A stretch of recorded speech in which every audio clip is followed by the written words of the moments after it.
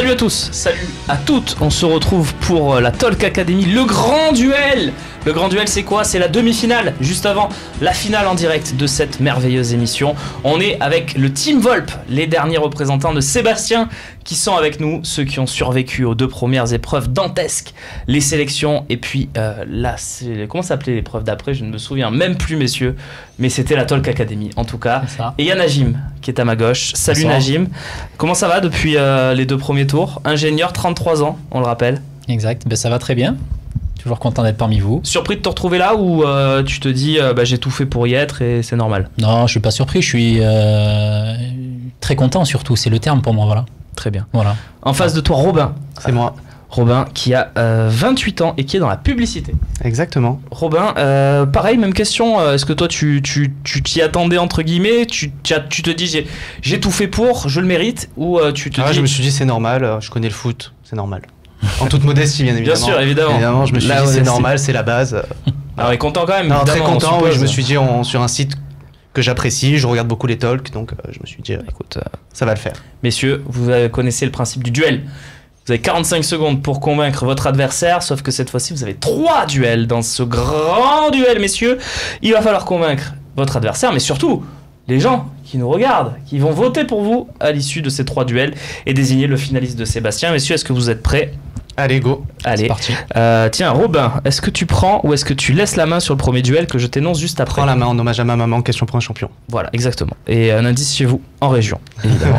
Sur Twitter. Tiens, premier duel, Garcia gère-t-il bien l'Europe? Parce que on se pose la question, l'OM n'est toujours pas qualifié dans un groupe qui semblait abordable, il y a beaucoup de turnover, alors est-ce que c'est une bonne décision, une mauvaise décision de Garcia? Robin, 45 secondes, je t'en prie, à toi de jouer.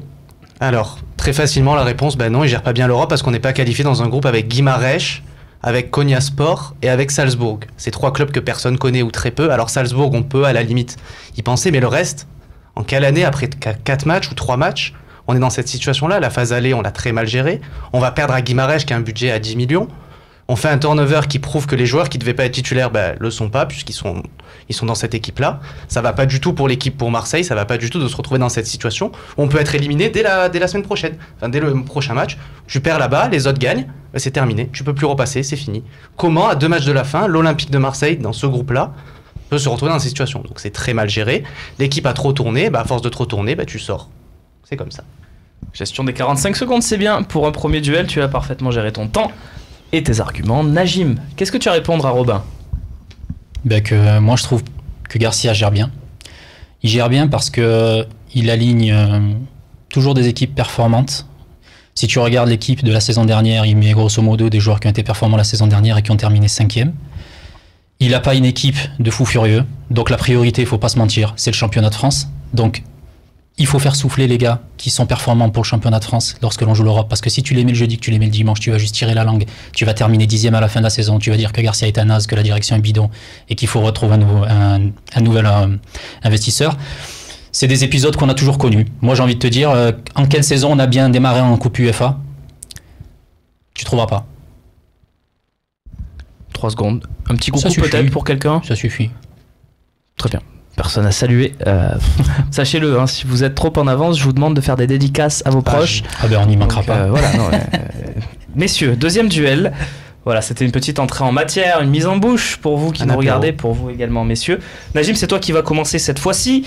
Le deuxième duel concerne une hypothétique offre sur le mercato d'hiver. Vous vous dites, mais de qui parlons-nous? De qui nous parle Romain? Il vous parle de Zambo Anguissa, qui est une des surprises cette saison. Il est vraiment très bon. Imaginons une offre de 20 millions vient d'Angleterre, Stoke City, pourquoi pas, et qui nous dit on veut Zambo, on met 20 millions.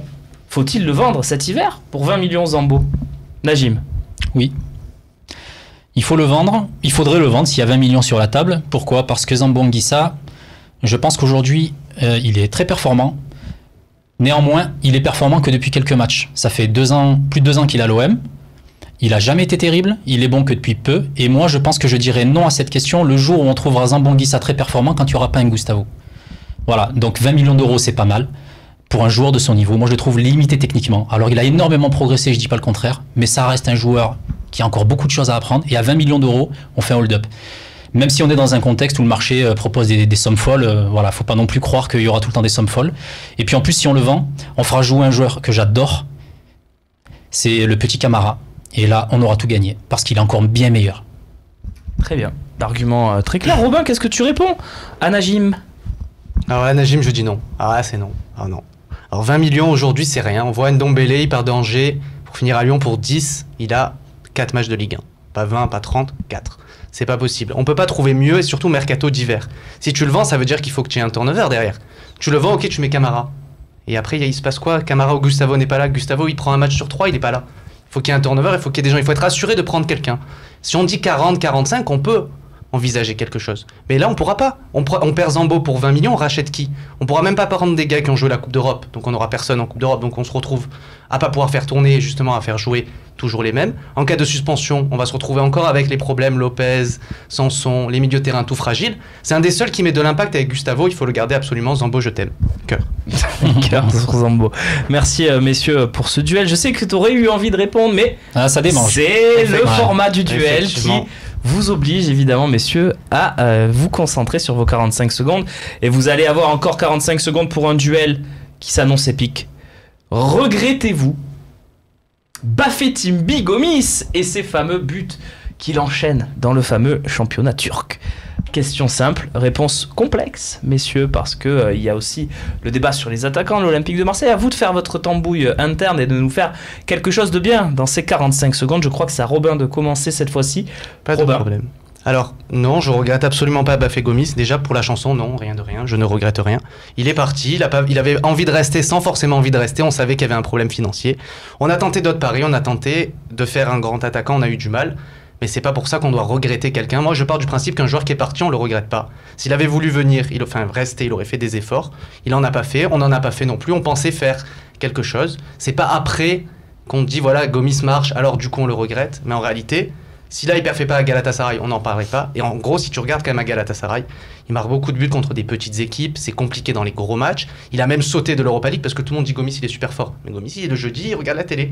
Du coup, non, c'est très compliqué de regretter. Moi, je regrette personne. Je ne suis pas content de ce qu'on a, mais je ne regrette pas le départ de Gomis. C'est très très clair. Le mot de la fin, il sera pour Najim dans ce grand duel. Et c'est la réponse sur les regrets autour de Bafé Gomis ou pas? Gros regret. Gros regret. Pour plusieurs raisons. Moi, j'ai toujours voulu qu'il reste. Si tu regardes la première émission, tu verras que ça a été le sujet que j'avais choisi. Pour plusieurs raisons. La première raison, c'est qu'il a été super performant. Et quand on voit ce que nous proposent aujourd'hui nos attaquants, c'est compliqué. Gomis, il se procurait bien plus d'occasions que les 3 attaquants que l'on a aujourd'hui à l'OM réunis. On le critiquait des fois parce qu'il croquait, mais en attendant, il met 20 buts. Il est performant. Il a toujours été performant avec nous. Il a tout donné. Et puis surtout, le mec, il coûtait peanuts. On est parti prendre un grec qui nous a coûté la moitié de la dette de la Grèce pour voir une purge totale. On prend un NJ depuis 2 ans, il est pas bon. Et Germain, malheureusement, il y est pas. Donc oui, bien sûr, je regrette un mec qui a claqué 20 buts et qui se procurait des occasions. Messieurs, c'est fini pour ce grand duel.